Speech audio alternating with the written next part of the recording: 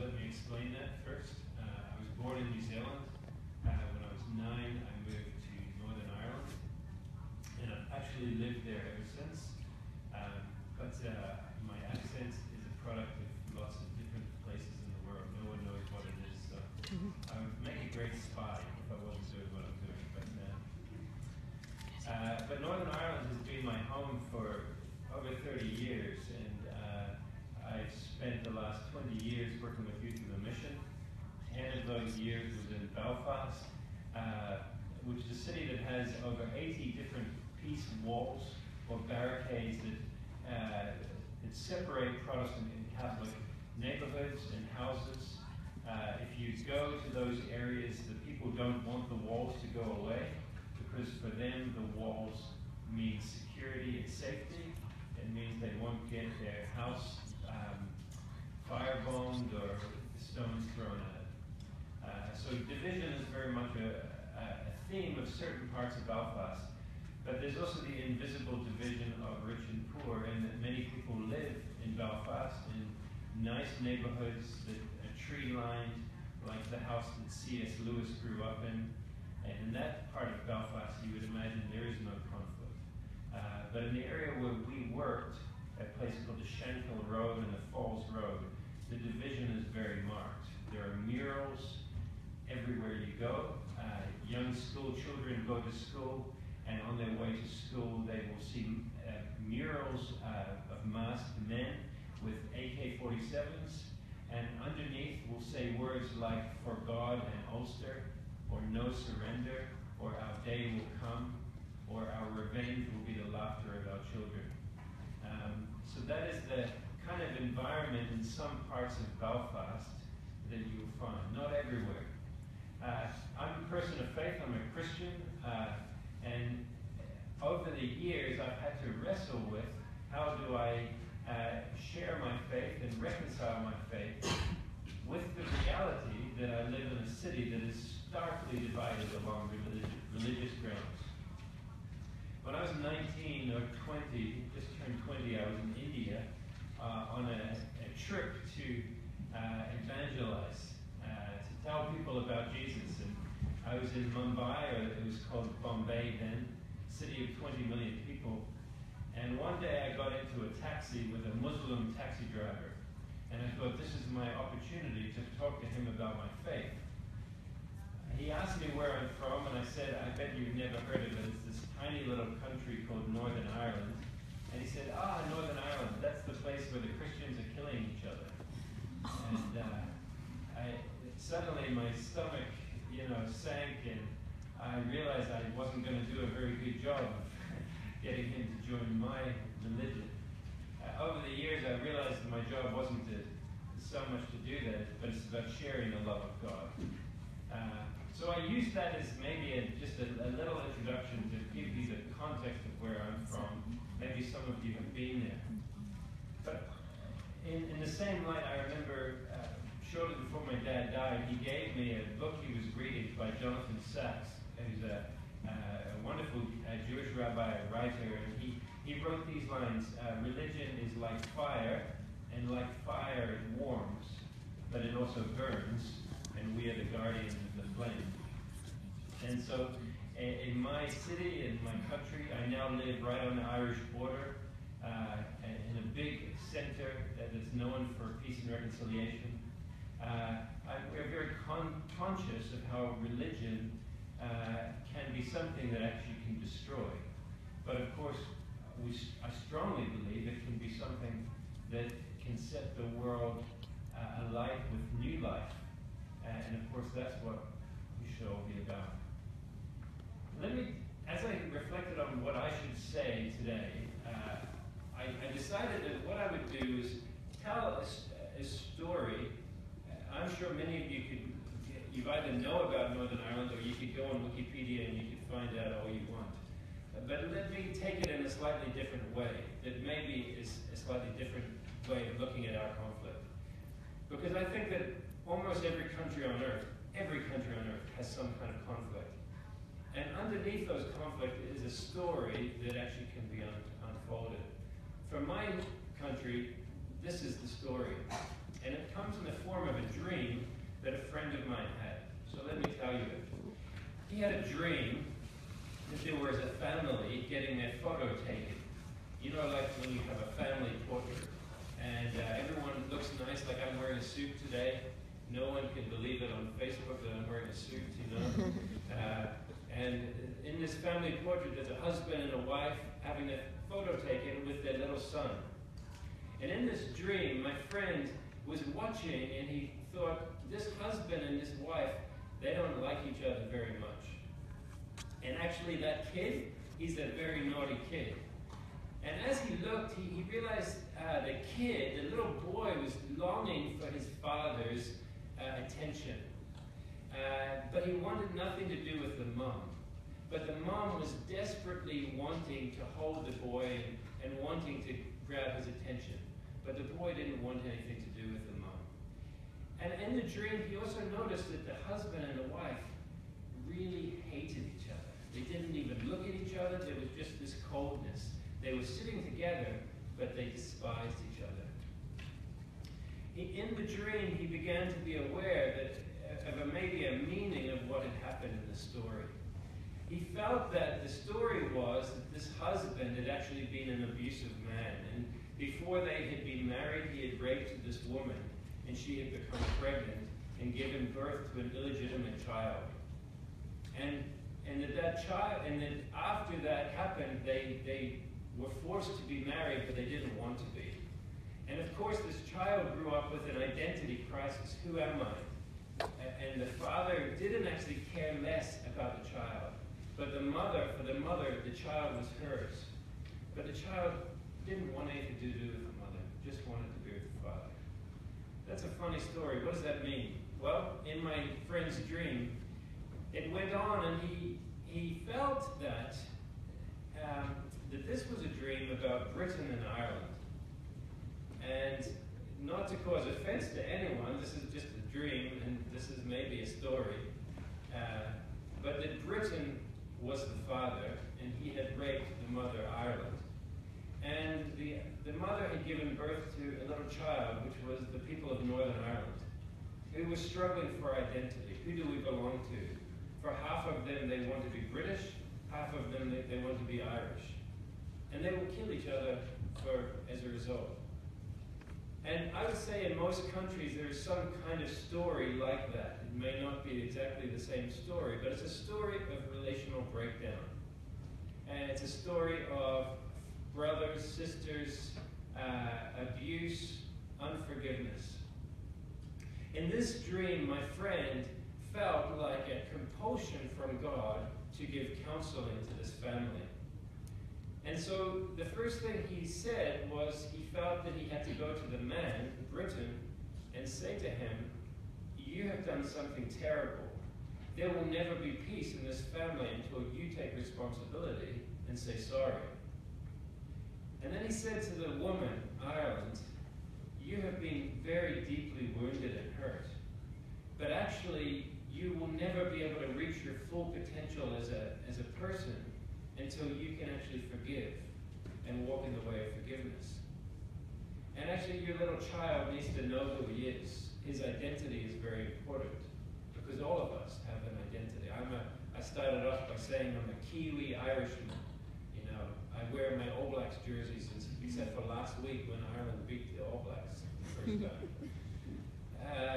Identity is an issue. And you see in my friend's dream, he started giving family counseling to a couple. As a result of that, this actually was a real story. This is a dream about 20 years ago. He was able to tell the story in the House of Lords. And no one knows exactly the train of events, but soon after that, Tony Blair got up in the House of Commons, and representing the father in the story, he said, we are sorry for what the British have done to the Irish over the last several hundred years, including the potato famine. And several years later, the Irish president welcomed the British Queen just only a couple of years ago to Ireland, the first time a British monarch had been into the Republic of Ireland. And the Irish president welcomed welcomed the Queen and said, "You are welcome here." And then the Queen even met Martin McGuinness, who had been very involved in the IRA and was now the Deputy First Minister in Northern Ireland.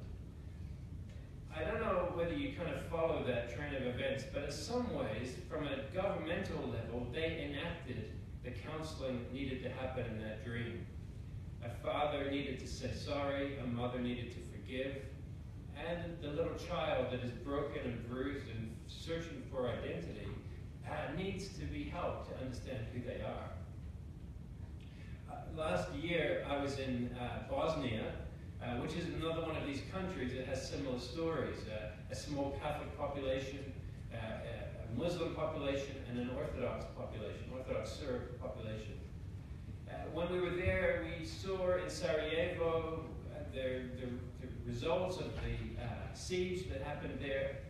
We also went to Srebrenica, where nearly 8,000 young Muslim men were taken into the woods and killed by Orthodox Serbian soldiers. Many of them with the Lord's Prayer in their pocket, and Bibles in their pocket. Some of them had holy water sprinkled on them before that massacre. We also heard about the city of Mostar, which is a divided city between the Catholic side and the Muslim side. And during the war, from the hilltops, the Croatian Catholic soldiers bombed the Muslim side of the city.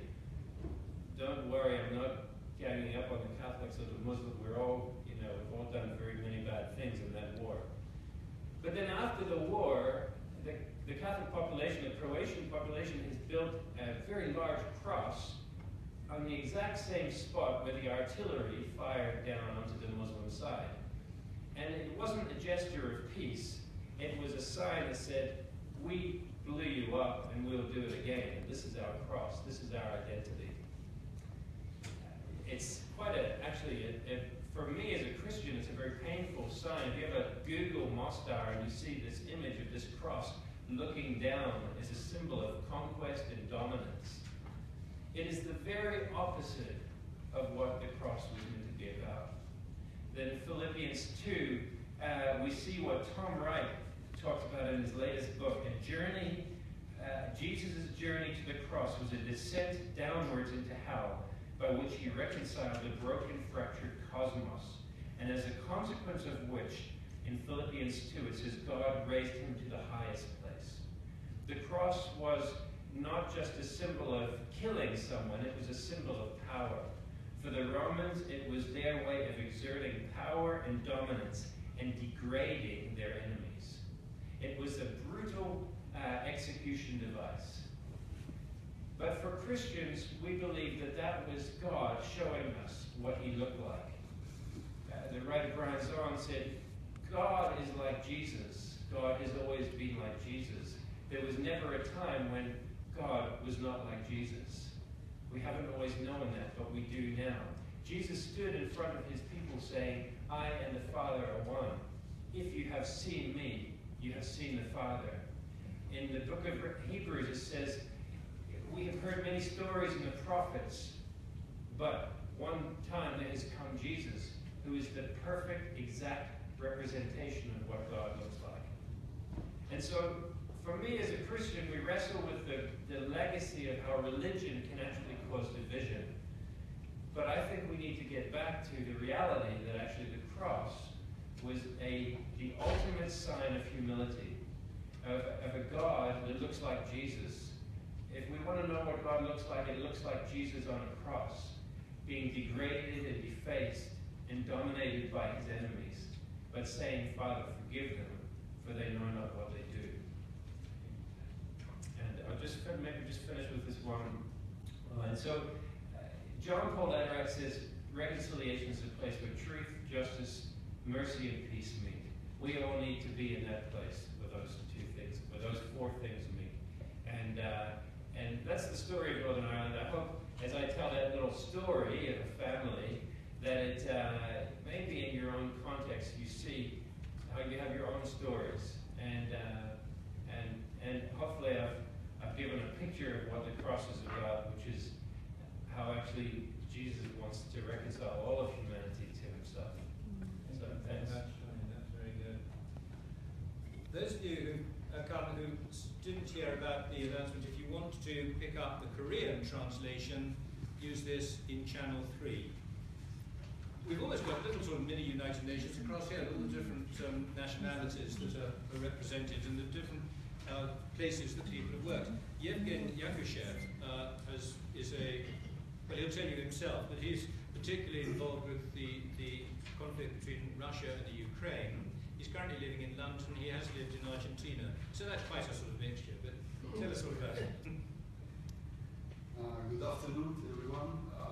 Thank you to Pastor Alejandro for this opportunity to be here today. And my name is Yevgen Yakushev. Originally, I was born in Ukraine in the time of Soviet Union, and city of Mariupol, which is at this moment, 15 kilometers front line where we have war between Russia and Ukraine. It is war. It's not just a conflict, civilian conflict, because of someone said the Russians, they pressed by government to speak Ukrainian.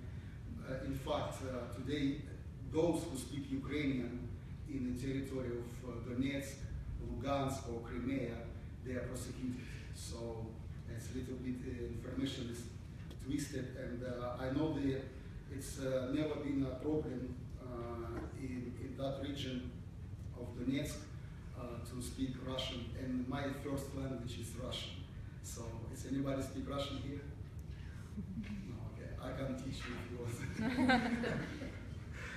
Okay, the conflict we have started in the 7th of April 2014, and for this period, it's roughly, statistics says that about 10,000 people dead, 23,000 people wounded, 4,500 people missing.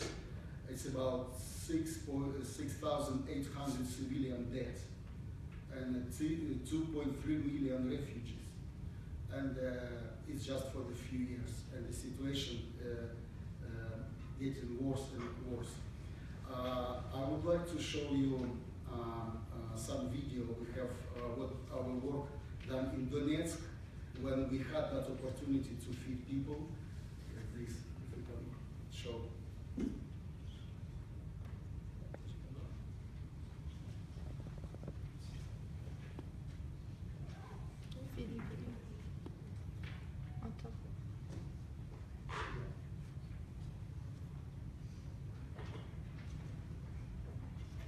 This is the city of Donetsk. If you can add volume, please.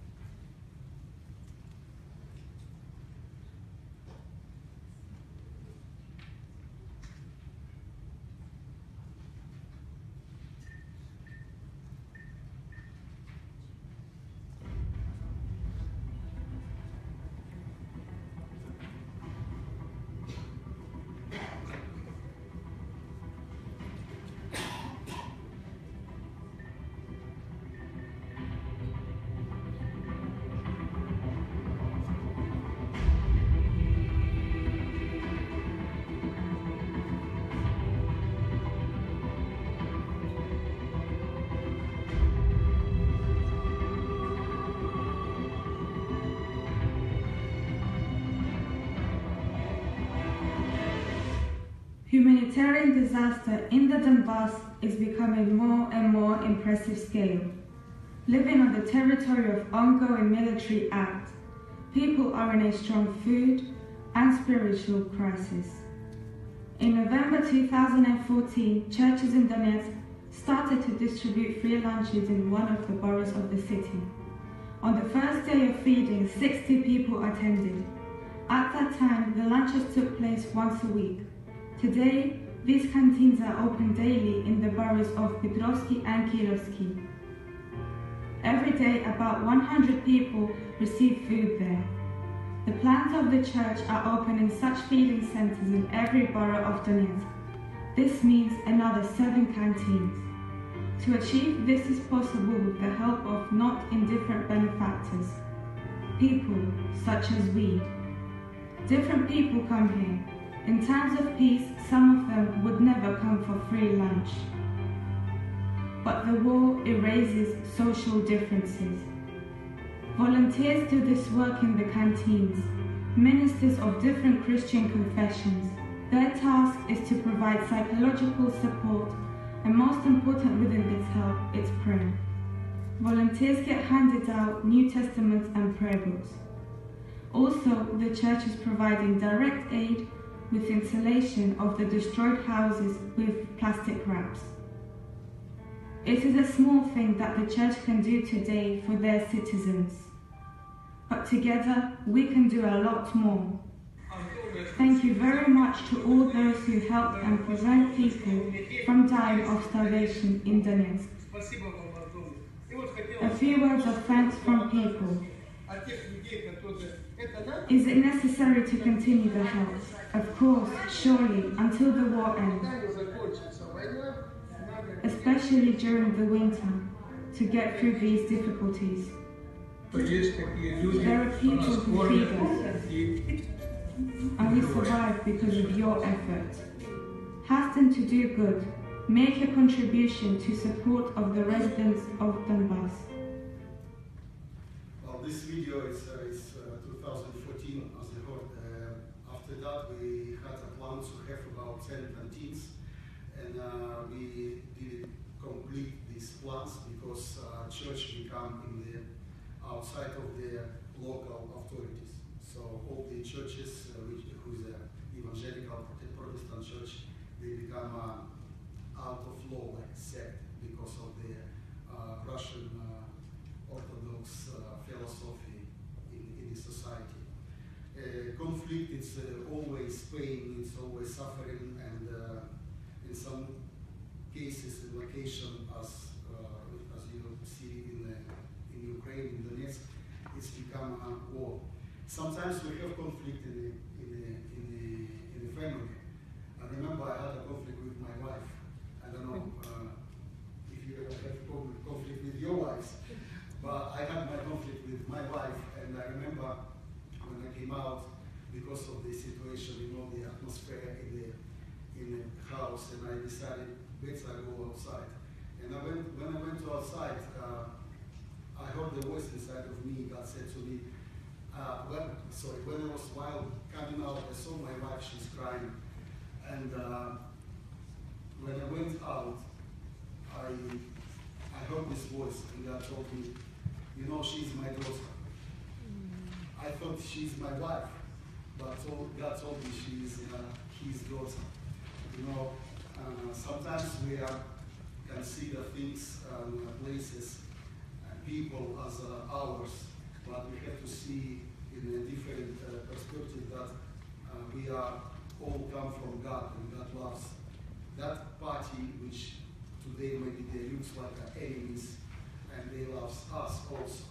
So Bible says in Proverbs 24:29, do not say, I will do to him just as he has done to me. I will pay him back according to what he's done. I came back home and I said, I knew I'm right, and because I'm right, this is my right to come and say and give my hands and come to the reconciliation. What we seek today in Ukraine, in Donetsk, we don't seek for the revenge. There is God for revenge, for the punishment if it's necessary. But it's hard to say that we seek today for the peace and reconciliation. First Peter says 3:9, do not return evil for evil or insult for insult, but instead bless others because you were called to inherit the blessings. So we will want to bless those who God made us. God told us we have to be peacemakers, and those who bring peace, they are sons of God. So this is our agenda. As a church, we are standing today between people and disaster. Many pastors in Donetsk, many ministers and chaplains, Christians, believers of the Protestant evangelical churches have stood up together, and they are working with the responsibility, understanding that we have to bring to these people hope, new faith, and love. And this is what God puts in our shoulders to do this. It is very important to help people to find again faith in good future with forgiveness, and to live, together with the enemy, which you today consider as an enemy, but tomorrow it's your neighbor and your one who can help you. My father, he's Russian. My mom, she's Ukrainian, and in this conflict, it's very difficult dividing, myself. So, but I know that there is a power of the cross of God when we bring the God in the midst of these difficult situations. The problems can be sorted out. Today, I'm finishing. Today, many pastors and ministers, they move out from the cities because they are in a wanted list. Some of the pastors and ministers have been killed. One of my friends has been killed because he's a minister and he's serving in the Protestant church. They put myself also, Pastor Alejandro know that, they put myself in the wanted list because we are helping to the people. All this happening at these days, Donetsk, in Lugansk, and all that regions. So we are working hard today. We helping as a church 15,000 people. We helping in the region, bring them foods, clothes, and hope. So please pray for Ukraine and for this conflict. Thank you very much indeed. So if we're going to be agents of reconciliation, there is a risk that all men will hate us.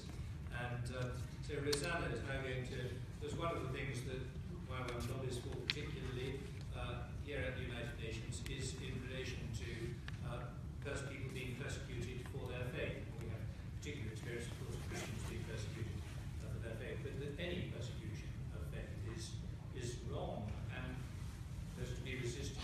So Rosanna. Thank you so much. Can you hear me? Can you hear me now? Yes. That's easier. Good afternoon, everybody. As you will notice, my mother tongue is not English. That's why I will try to read this for you to be more clear. Esteemed panelists, ladies and gentlemen, I would like to present to you a conflict that has reached extraordinary heights in terms of number of recorded persecution and murders.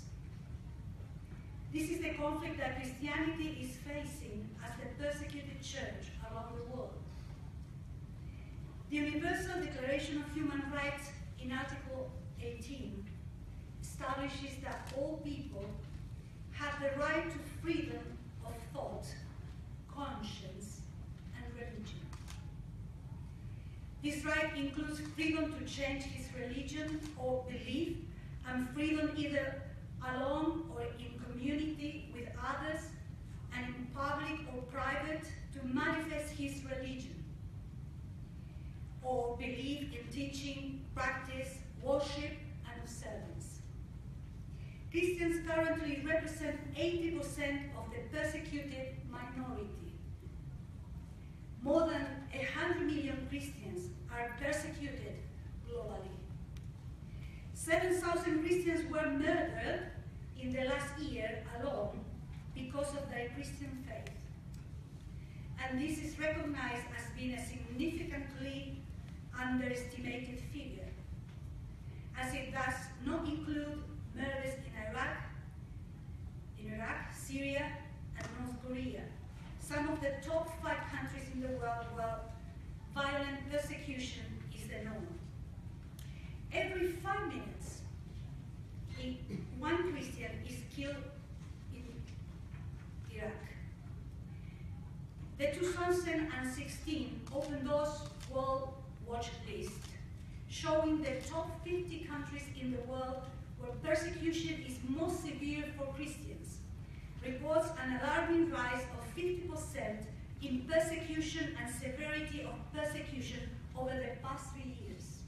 Iraq is number 2 on this country profile list. In Nigeria, Boko Haram is systematically slaughtering Christians with 4,000 deaths alone in the last year, and 2.1 million people displaced. Never in history have we seen such a global high in Christian religious persecution.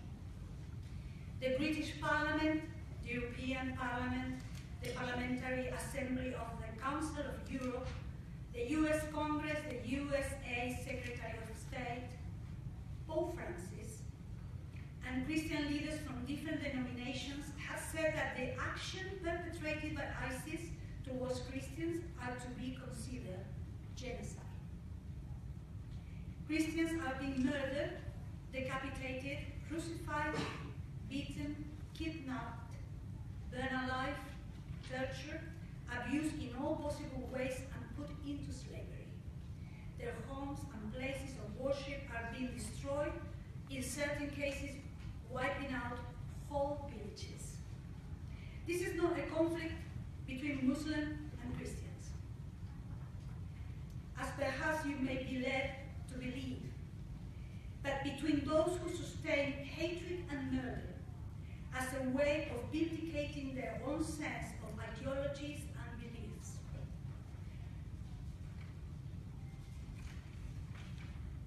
And those who understand that freedom of conscience acknowledges dialogue as being the only valid instrument to the whole conflict.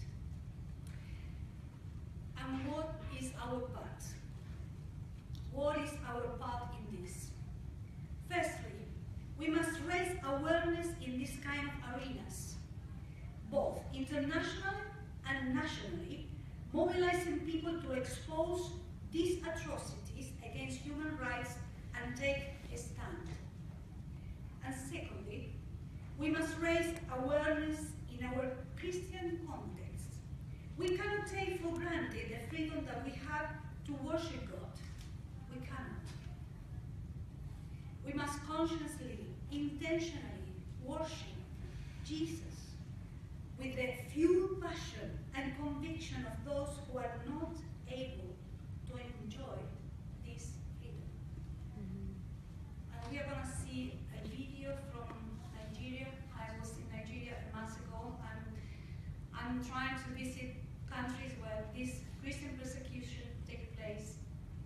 And I hope that we can get this conscience and take this understanding with us in our hearts and share this from God's heart to many other people. God bless you.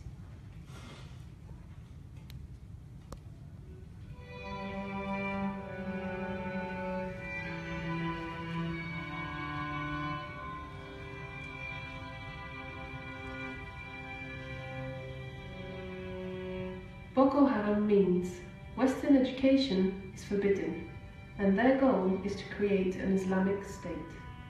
We as Y1 are advocating in the United Nations on behalf of the persecuted church. For this reason, we consider it of great importance to be in the place where those things are happening and to hear people's hearts. So we travel to Nigeria.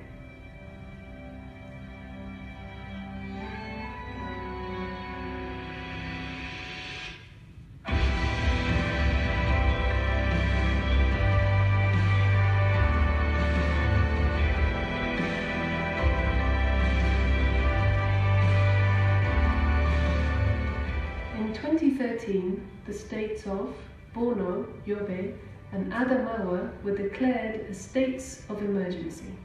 In April 2014, Boko Haram drew international condemnation by abducting more than 200 schoolgirls as sexual slaves. We had the opportunity to speak with the governor in the city of Jos. They help us a lot in many ways, providing security, information, and some of the footage for this video. They wanted the reality of this issue to be known internationally. We had the challenging task of interviewing people from different towns that have suffered these attacks. The suffering, as we imagine, was devastating. Families and houses and entire cities were lost. Despite everything they shared with us, we were so impacted by their ability to see beyond the pain. They have graciously adopted an attitude of forgiveness towards their persecutors, as well as a deep sense of community and a common desire to see restoration amongst them.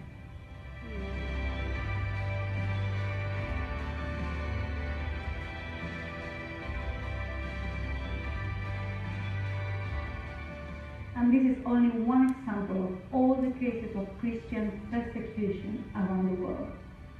We want to bring awareness, so this will no longer be unknown.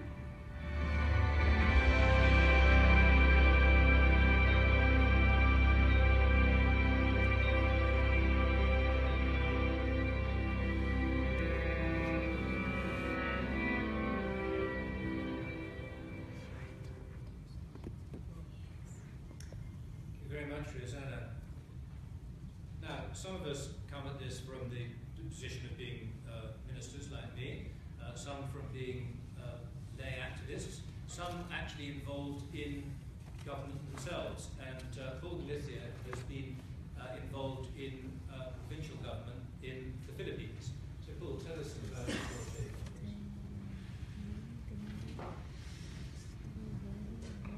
Thank you so much, Peter. Let me first show the video from the island of Mindanao in the Philippines so that we can understand the imagination.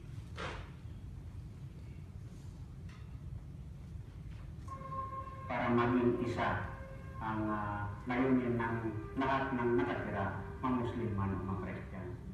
Maganda po yata tingnan na imbis bakbakan na nakikita ng Kristiyano at saka Muslim sa telebisyon, makita namang nagkakamayan at saka magkaakbay po yung sundalo at saka yung sultan ng mga Muslim nating kapatid. Pwede ba namin makita yun sa TV? Ayan, ang gandang tingnan, ano? O palakpakan naman.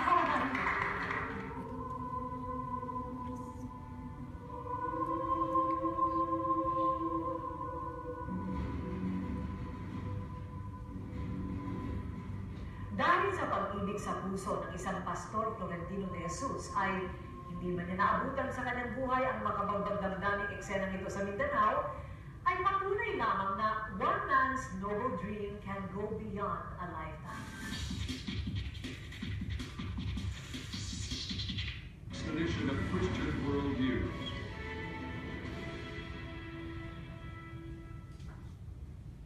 And welcome back to Christian World News. Muslim rebel groups like the one that kidnapped Gracia and Martin Burnham have been fighting the Philippine government for decades. They feed on the hatred ordinary Muslims feel toward what they perceive as an oppressive Christian government. But in one village, that attitude is changing. Once again, here's Jay Esteban. In the year 2000, the Philippine government launched an all-out war against the biggest Muslim rebel group in the country, the Moro Islamic Liberation Front, MILF. Hardest hit was Ilabayan, a small village in southern Philippines. We were at a loss on our to do. Practically, our relatives have scampered to different areas. I was very angry with the Christian military because they burned our house and our jeep. The Muslim residents of Ilabayan blamed the Christians for their fate. But much to their surprise, in their time of need, it was a Christian military officer, Colonel Johnny Macanas, who came to the rescue. Colonel Macanas admits he hated Muslims in the past. In my Christian life, there was a time when I prayed that all Muslims would go to heaven. But God would later change his heart after hearing the preaching of a missionary to the Muslims, the late Pastor Florentino de Jesus. Pastor de Jesus in that afternoon gave this statement: "Who are we to hate and curse the Muslim people whom God had blessed and loved so much?" I cried before God and repented for my biases against the Muslims and said, "Lord, if you want to use my life to bless the Muslims, so be it, use me." God heard his prayers. In April 2001, Colonel Macanas, along with the help of Christian churches and the military, launched Project Islam, I Sincerely Love All Muslims. Its first recipients were the residents of the Lebanon. Food, clothing, water, and other basic needs were provided for them. Houses were also built. Since then, the Muslims of the Lebanon have become more trusting of the Christians and more open to the gospel. Because Christians reached out and demonstrated the love of Jesus, life in the Lebanon has become more peaceful. As a result, some rebels surrendered to the Philippine government. To ensure a bright future for the youth, Project Islam recently granted college scholarships to 19 young men and women of the Lebanon. If I were not a scholar, I might have joined the rebels too. Even if my memory of war is ugly, I am thankful because my life is better. Now I can go to college, and our place is beautiful because of Project Islam. Today, Project Islam has built 210 houses that serve as homes to more than 400 Muslim families here in the Lebanon. What used to be a place of bloodshed has now become a refuge where peace and unity reign. A reality that can be achieved not only here in the Philippines, but hopefully around the world. J7 Christian World News, Philippines. Thanks again, Jay. That's our report for this week. Thank you so much for joining us. And until then, goodbye and God bless you.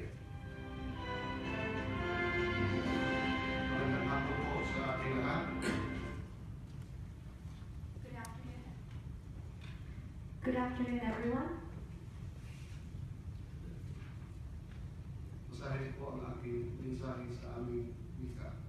I will be reading my message to you this afternoon in my own language. Ako po'y nasasabi at masaya na makasama at makita kayo sa araw nito. I am very thrilled and happy that I am able to join you this day. Isang karangalan na aking ibahagi sa inyo ang mga pangyayari sa aming bansang Pilipinas. It is an honor for me to share with you the things that are happening in our country, the Philippines. Ang mga nagaganap na kaguluhan na inyong nakikita. The things that are happening, the chaos that you are seeing, ay nagsimula sa hindi pagkuunawaan at ideolohiya. Started with misunderstanding and ideologies. Na siyang dahilan na nagkaroon ng hidwaan at umantong sa digmaan. Therefore, there is hatred and warfare. At dahil dito, maraming buhay ang nawasak at nagdulot ng hirap. And because of this, many lives have been destroyed and caused so much suffering. Lungkot, galit at uot. Sadness, anger, and bitterness. At hindi pagkuunawaan.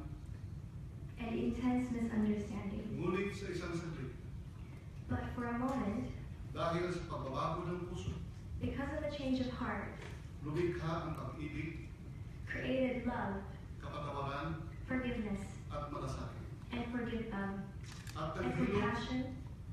At naghilom ang sugat na dulot ng giyera. And the wounds of war have been healed. At nagkaroon ng pagkakaisa. And there is unity, pagmamahalan, love, katahimikan at kayapaan. And peace. Ang ating nakikita sa video ito, what we saw in this video, patunay na mamimithing kapayapaan, is proof that peace can be achieved. at ay makakamit kapag ang umiiral ang pag-ibig, kapatawaran at malasakit. If love reigns and compassion rules Sa bawat puso ng tao. in every heart of man. Sa kasalukuyan, patuloy ang gawain. At present, the work is continuing. Nagtulong-tulong ang gobyerno at iba't ibang sektor ng lipunan Government and civil societies are helping one another upang manatili ang hinahangad na pamagtagalang kapayapaan. to achieve the dreamt, long-lasting peace. Marami na pong nakapagtapos sa pag-aaral There are many who have already finished their studies. na itayong eskwelahan at ospital. They built schools and hospitals. Patuloy ang pagtulong sa mga nangangailangan sa lugar ng Nilaya. And continued support for all of those in need in Delayan. Sa kasalukuyan, ang gobyerno ng bansang Pilipinas At present, the government of the Philippines ay mayroong kasunduan na ilunsad ang tigil putukan have agreed to have a ceasefire sa pamagitan ng gobyerno ng Pilipinas at mga rebelde na umaaklas sa pamahalaan. between the government of the Philippines and the rebels that are going against the government. Upang bigyan daan ang usapang pamatagalang kapayapaan. To give way for lasting peace.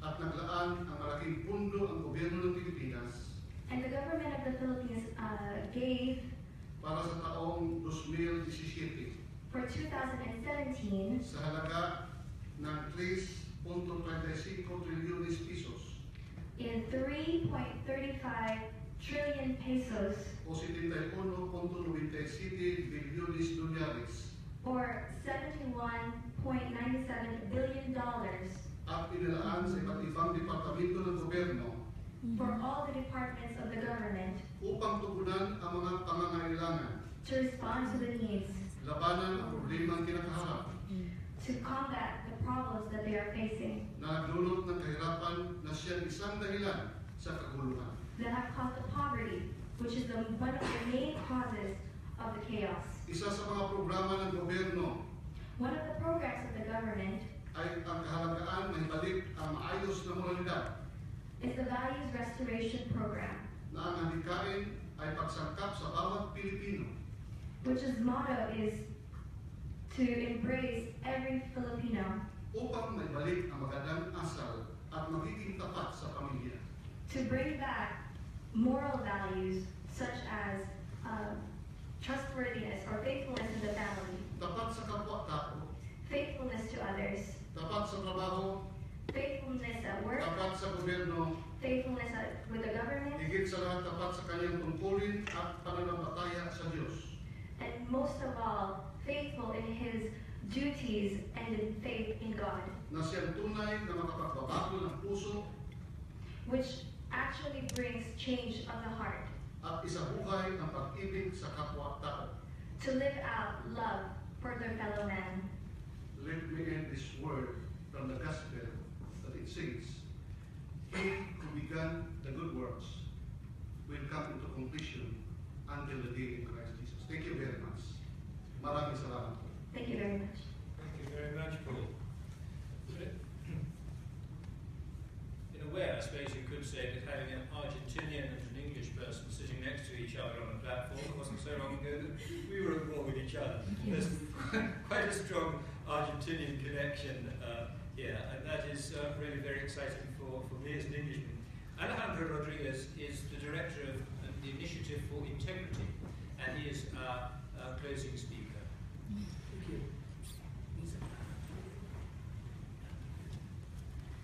Muy bien. Vamos a hablar del lenguaje de los cielos. We're going to speak the language of heaven. Algunos dicen eso porque te puede llevar toda una eternidad para poder aprenderlo. Some people might say that because it might take you an eternity to learn it.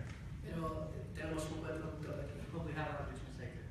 Ahora, aquí representamos seguramente muchas naciones. So here we are representing, for sure, many nations. Y quizás muchos no nos conocemos. And perhaps many of us don't know each other. Estamos en un lugar clave que son las Naciones Unidas. We are in a very important place as the United Nations. Y esa es la esencia de la reconciliación. And that's the essence of the reconciliation. En el 1994 tuve una de mis primeras experiencias fuertes en un campo de refugiados. In 1994 I had my first really strong experience in a refugee camp. Yo era ahí un poco, no le dé mucho zoom a la foto porque van a ver a alguien con pelo oscuro. Don't zoom out in the pictures because you'll see someone with a dark hair. Entonces esa fue nuestra primera experiencia. That was our first experience. Fuera de nuestro continente. Out of our continent. Estábamos en la localidad de Goma, lo que era Zaire. We were in the town of Goma, where the Zaire was. Y había allí 1 millón de refugiados que escapaban de una guerra civil entre Hutus y Tutsis. And there was about 1 million refugees there escaping from the war between Hutus and Tutsis. Y ver la realidad de estas familias en ese valle, en el área de Goma. And to see the reality of these families in that valley, in the area of Goma, golpeó mi corazón. Really struck my heart really hard. Ahí fui que establecimos el primer campamento de ayuda para refugiados de Ruanda. That's where we established the first camp for help to the refugees in Rwanda. 1 millón de muertos. 1 million dead people. Y más de 1,5 millones de gente movilizada, expulsada hacia otros lugares. And more than 1.5 million people mobilized, being expelled from the nation. Hace unos años atrás estaba en la ciudad de Ayacucho, Perú. A few years ago I was in the city of Ayacucho in Peru. Donde nació lo que fue este grupo Sendero Luminoso. Where the group Shining Path was the birthplace of the really group called Shining Path. Y había un fuerte enfrentamiento entre el ejército, las fuerzas paramilitares y este grupo guerrillero. So it was like a big confrontation between the army, the paramilitary groups, and this guerrilla group called Shining Path. Y tuvimos una reunión en un lugar parecido a este. And we had a meeting in a place that was similar to this. Y uno de los que había sido guerrillero por muchos años me acompañó a esa reunión. And one of the men who used to be a guerrilla during those times, he came with me. Y él pidió perdón en nombre de uno de esos grupos. And he asked for forgiveness on behalf of those groups. La gente que estaba en el auditorio comenzó a llorar. People in the auditorium started to cry. Hubo un perdón, un pedido y una acción de perdonar. There was a request for forgiveness and an action towards forgiveness. Después de muchos años de violencia y de muchas muertes. After many years of violence and death. Pero una de las cosas que me llamó la atención, but one of the things that really called my attention, que había heridas profundas, sí, por la violencia y por tantas muertes, is that there was really deep wounds because of violence and the amount of death. Pero ellos tenían una herida mucho mayor. But they have a greater wound. Que le llamaron y dijeron la palabra. And they call it, they say the word. Indiferencia. Indifference. Ellos sentían que en medio de la guerra una gran parte del país se había tapado los oídos y cerrado los ojos. They felt that in the midst of war, a big part of the country just covered their ears and they ignored the situation. Que las grandes ciudades, la capital, las iglesias, los organismos políticos miraron para otro lado. The big cities, the capital, the churches, and different organizations, they just looked towards the other side and ignored the situation. Nadie se interesaba por ellos. No one was interested about that. En el año 1982, in 1982, tuvimos la guerra con Inglaterra. So we have the war with Great Britain. Y eso fue nuestra primera guerra en muchísimos años. And that was our first war in many, many years. Y el gobierno argentino decía, no, los ingleses no van a venir desde allí a recuperar unas islas que están ahí abajo. In Argentina, the government said, no, the English are not going to come from that far to get those islands back. Si son unas islas ahí perdidas. Just a pair of islands there, they're lost in the middle of it. Pero el gobierno argentino se equivocó y vino toda la flota británica. And the Argentinian government made a mistake and the whole British fleet came.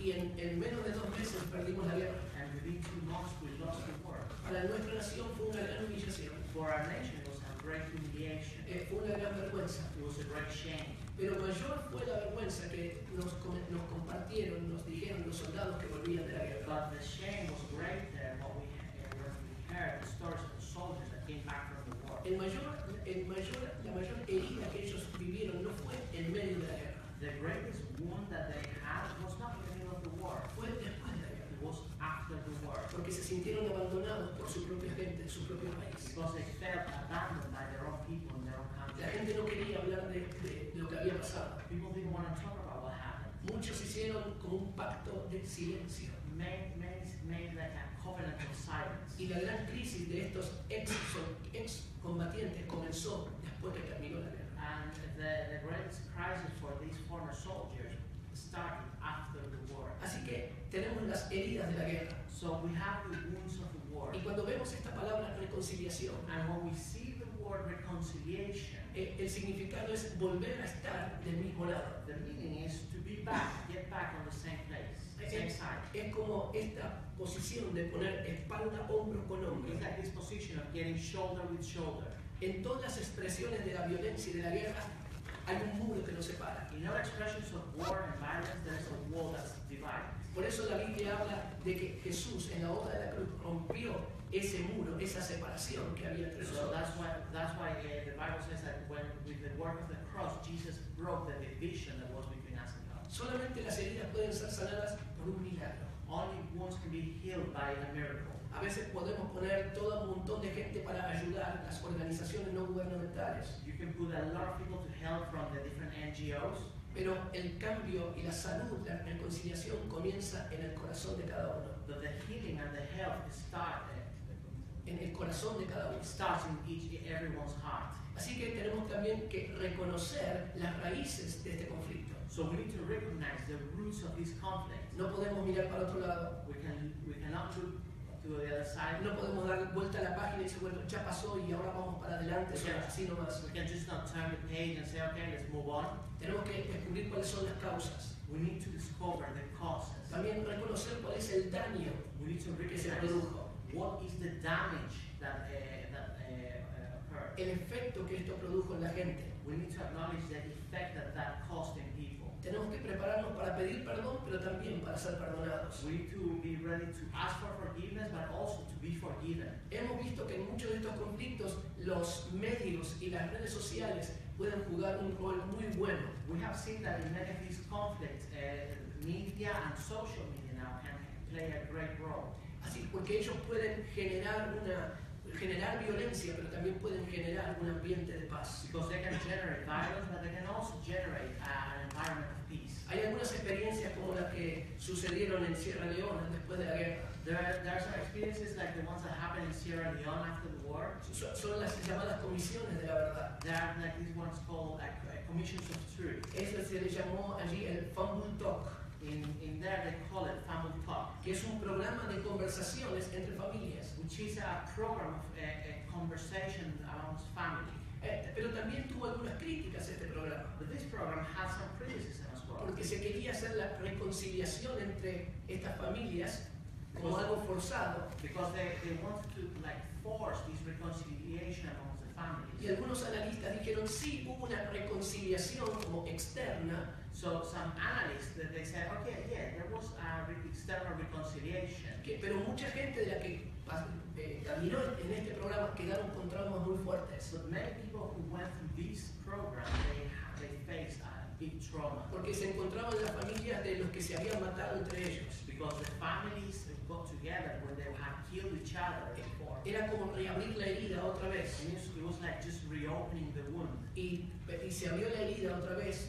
Se recordó la historia, pero no se sanaron las heridas. So the story was remembered, but the wounds were not healed. Así que solamente realmente un milagro puede llegar a sanar el corazón a lo más profundo. So just a miracle can heal the depths, the deep depths of the heart. Hay algunas palabras que algunas personas notorias han dado. There are some words of some recognizable figures in history. Martin Luther King dijo que una nación que gasta más dinero en armamento militar que en programas sociales se acerca a la muerte espiritual. Martin Luther King says that a nation that continues year after year spending more money on military defense than on programs of social uplift is approaching spiritual death. Benjamin Franklin dijo, nunca existió una buena guerra ni una mala paz. There was never a good war or a bad peace. Juan Pablo II John Paul II. La guerra es siempre una derrota para la humanidad. War is always a defeat for humanity. Y no sé si tenemos, creo que tenemos algún otro más. Ah, claro, Jesús. Then what Jesus said, diciendo, perdónales, porque no saben lo que hacen. Father, forgive them, for they don't know what they do. Porque cuando hay injusticia y hay violencia, Because when there is injustice and violence, nuestros corazones se llenan de ignorancia. our hearts become full of ignorance. Y aún Jesús pudo entender la ignorancia de la gente. And even Jesus was able to understand that the ignorance of people. No saben lo que hacen. They don't know what they do. Ahora, una de las heridas más grandes que se producen, one of the most hurtful wounds of war that happen. Tuvimos un pequeño problemita mío con la tecnología, pero hay a little problem here. Es lo que mencioné antes, es la indiferencia. It's indifference. Next, please. Let me see. Okay. Es la indiferencia. So the biggest wounds of war is indifference. Podemos descubrir raíces profundas de amargura. We can discover deep roots of bitterness. Este sentimiento de querer venganza. The desire of wanting revenge. Estas son las cosas que descubrimos en muchas naciones después de la guerra. So these are things that we discover in nations after the war. Mucha gente quiere venganza. Many people want revenge. Y quieren confrontar para que los otros sufran lo que uno mismo sufrió. And they want to confront so the others can suffer the same thing they have suffered. El pueblo libanés sufrió mucho con el pueblo sirio muchos años atrás. The Lebanese people suffer a lot with the Syrian people before. Y ahora creo que tenemos como 1,5 millones de refugiados sirios dentro del Líbano, más o menos. And now we have more or less 1.5 million Syrian refugees in Lebanon. Y algunas gente del Líbano quieren en alguna manera ver que los sirios paguen por las cosas malas que hicieron en el pasado. So now you have some Lebanese people wanting the Syrian people to pay for the things they did in the past. Hay muchas cosas que podríamos decir sobre este conflicto que tenemos de refugiados sirios, víctimas de la guerra. There are so many things we can say about this conflict of Syrian refugees happening now because of war. Hay profundas raíces de amargura. But there are deep roots of bitterness. El otro elemento, como dijimos, es el silencio. The other element, as we said, is silence. De eso no se habla. You don't talk about that. Muchos veteranos de la guerra de Vietnam y de todas las guerras. Many veterans, for example, from the Vietnam War or from many wars, volvieron a sus casas, volvieron a su vida siendo ignorados por su propia gente. They came back to the house, they came back to their lives being ignored by others. La gente no quería escuchar las historias de dolor. People didn't want to hear stories of pain. Les daba un poco de pena a esos hombres y mujeres que sufrieron en la guerra, pero que se queden allí. They felt a bit pity because of the people that went to war, but just keep them there. Y a veces ponemos ese manto de silencio que destruye. We put like a mantle of silence that destroys. Otra reacción que hemos visto es la negación. Another consequence that we've seen is denial. Es como aquí no pasó nada. It's like nothing happened here. Hay que mirar para adelante. You need to look ahead. La guerra ya terminó. The war is over. Pero hay heridas que si no son sanadas van a aparecer en el futuro de cada persona. But there are wounds that if they are not healed, then they are going to reflect again in the future. La guerra con Inglaterra fue algo, como les dije recién, muy fuerte para nosotros. The war with England was something really strong for us. Y uno comienza a echar culpas para todos lados. And you start blaming all over the place. Y no nos gusta asumir nuestra propia responsabilidad. And we don't like to assume our own responsibilities. Y no nos gusta hablar también de nuestras propias heridas. And we don't like to talk about our own wounds. Pero hay gente que dice, bueno, ya pasó, lo niego y me sigo para adelante. So there's people that says, okay, it's over, let's deny it and go forward. El otro elemento que a veces vemos es la evasión. The other element that we see is cuando personas avoiding. Como la distracción. It's like distraction. Podemos meternos en mucha actividad. We can get into a lot of activity. Pero también ahí tenemos una bomba de tiempo en nuestro corazón. But then we have a time bomb in our hearts. Pero una de las cosas one of the things que quiero volver a enfatizar that I want to make emphasis es la indiferencia. It's indifference. Yo no sé si tenemos la canción aquí. En 1978, in 1978, estuvimos a punto de tener otra guerra con el país vecino de Chile. We were very close to have a war with a neighboring country, Chile. Y hubo allí un cantante bien famoso en mi país. And there was a singer, very famous singer in my country, llamado León Gieco. called Leon Gieco. Y él compuso una canción. So he composed his song. Y esta canción decía, solo le pido a Dios. This song says, I only ask God que la guerra no sea para mí, no me sea indiferente a mí. That war won't be indifferent to me. La guerra es un monstruo grande y pisa fuerte. War is a massive monster and has big steps. Y aplasta el corazón de la gente. And squashes the hearts of people. Yo creo que este es el momento donde nosotros no podemos mirar para otro lado. I believe this is a moment where we cannot look away. Creo que es el momento que nos podemos sí involucrar. This is a moment in which we can get involved. Nosotros podemos movilizarnos a las calles. We can be mobilized to the streets. Ahora estamos en un programa para llevar unos 300 personas desde Siria a Argentina. We are now in a program to mobilize 300 families from Syria to Argentina. Pero todo comenzó cuando fuimos a la embajada de Siria en Buenos Aires. And everything started when we went to the Syrian embassy in Buenos Aires. Y nos pusimos a orar en frente de la embajada. And we started to pray in front of the embassy. Y las autoridades hablaron muy bien para nosotros. And the authorities spoke very well to us. Y ese fue el inicio. And that was the beginning. Nosotros podemos escribir cartas. We can write letters. Nosotros podemos hacer una movilización de oración. We can do a prayer mobilization. Nosotros podemos ir ahí a esos lugares para sanar heridas y amar a la gente. And we can go to those places to heal wounds for people. Podemos mandar mails. We can send emails. Podemos dar y crear conciencia a través de las redes sociales y los medios de comunicación. We can create conscience through the social media and communication. Lo que no podemos hacer es mirar para otro lado. What we can do is look away. Como si eso nunca nos fuera a afectar a nosotros. As if that would never affect us. Hubo muchos inmigrantes que vinieron después de la Primera y Segunda Guerra Mundial a mi país. There were many immigrants that came from the First and Second World War to my country. Y la falta de perdón, and the lack of forgiveness, negar, mirar para otro lado, denial, looking away, trajo aún consecuencias en medio de las próximas generaciones. Consequences even in the future generations. El obispo Desmond Tutu dijo una vez, Archbishop Desmond Tutu said once, no hay futuro si no hay perdón. There is no future if there is no forgiveness. Termino con esto. And I'll finish with this.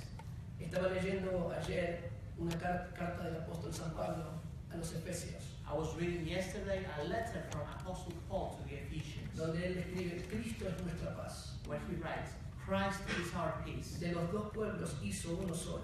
From the two nations he made one. Derribando mediante su sacrificio el muro de enemistad que nos separaba. Breaking through his sacrifice the wall of separation. Y lo más interesante de esto, and most interesting of this, es que nunca nadie le pidió perdón a Jesús. Is that no one ever asked Jesus for forgiveness. Pero perdonó a muchos. He forgave many. Dios nos está dando una nueva oportunidad. God is giving us a new opportunity para poder sanar las heridas de los que han pasado por una guerra. To be able to heal the wounds of those who have gone through war. Y yo creo que no podemos mirar para otro lado. And I believe that we cannot look away. Y podamos dejar la indiferencia de lado. And we can leave our indifference behind. Déjeme hacer un pequeño ejercicio aquí. Let me do a little exercise. Ya que representamos en las Naciones Unidas. Now that we are representing the United Nations. Y me gustaría que usted le dé la mano al que esté a su lado. I'd like you to give your hands to the person y le diga next to su you. nombre, que se presente y escuche el nombre del otro. Introduce yourself, tell your name to the other person. Porque ese es un pequeño paso de reconciliación. Because that's a little step of Y reconciliation. dígale su nombre, presente. Introduce yourself. Y dígale, next to you. Y dígale, estamos juntos. And tell them, we are together. Estamos en el mismo lado. We are on the same side.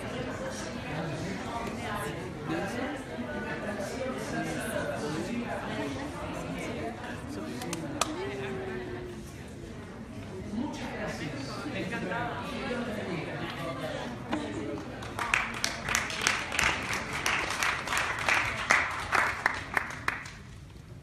Thank you very much, Alejandro. So, we are talking about a message of reconciliation. It's from the Youth of the Mission that the Reconciliation Walk was born, in which Christians went to Muslim countries and apologized for the Crusades centuries ago. That this was a misrepresentation of a God who believes in reconciliation, bringing causing us to go and make peace, blessed are the peacemakers. So that is what we bring to the table for the United Nations. It's what we are lobbying for and looking to see, and that we're sending out and saying, whoever you are, whether you're a Christian or anything else, our job is to seek to work out the unity of the nations rather than take positions of vengeance and strife. Thank you all very much for coming. If you've got questions for any of the panel, do grab them in the corridor as we move out. We need to be vacating our building. May God bless you.